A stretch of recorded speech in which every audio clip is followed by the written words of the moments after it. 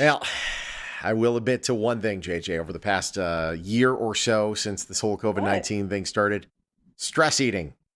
Oh, been doing a lot of that. Oh, Oh, a whole bunch of that. A lot of people have been doing that, as a matter of fact. The question is, what can you do to stop it? What can you do to get your immune system to be healthier? Because I know what I'm doing is not making me any healthier, is not going to help me beat it should I get it. Our next guest has some clues that could get us in the right direction. that's right. He is here from his office in Charlotte, Dr. John Bartemus. Welcome to the show. How are you? Thank you, JJ. Happy to be here.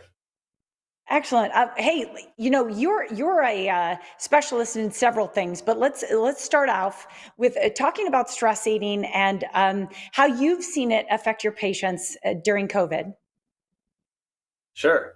I think it's important to understand the stress response so we can understand stress eating and its impact on us. So, real quick, stress is a response to a perceived threat.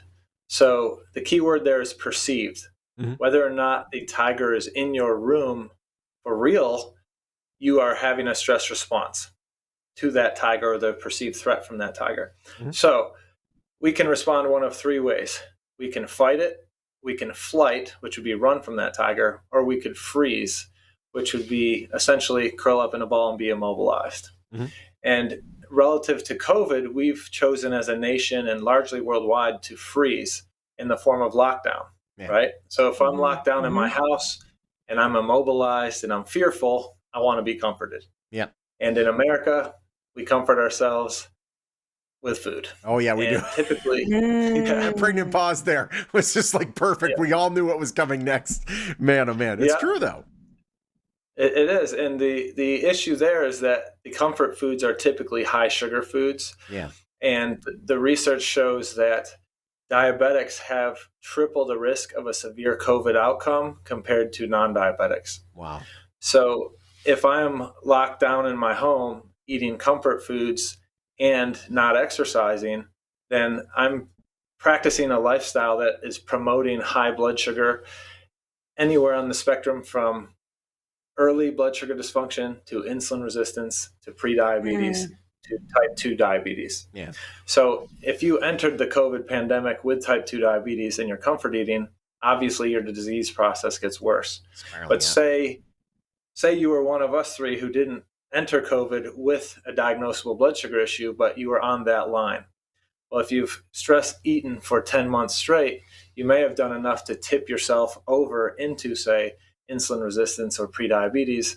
And now, if you get COVID, your risk of a severe outcome is double or triple compared to if you hadn't been stress eating. See. Oh, Yeah. absolutely. I tell you, we really have to take a closer look at our sugar consumption, me included, because I really end every night with some kind of a sweet.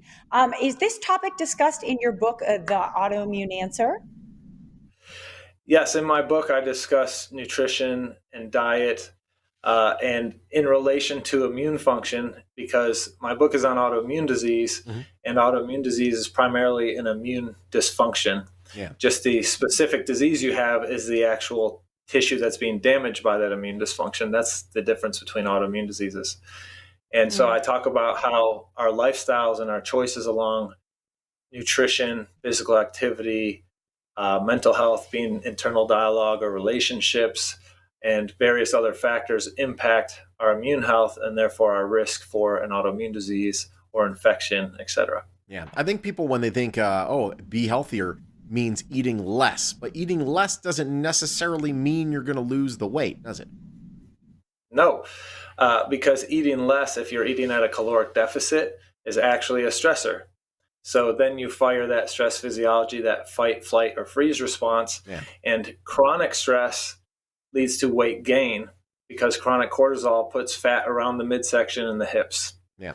So Mm. sometimes we counterintuitively have to eat more to lose weight because that more signal is telling the body, hey, there's abundance. There'll be more food in 3 hours. Fire You up can the let go engines. of the fat.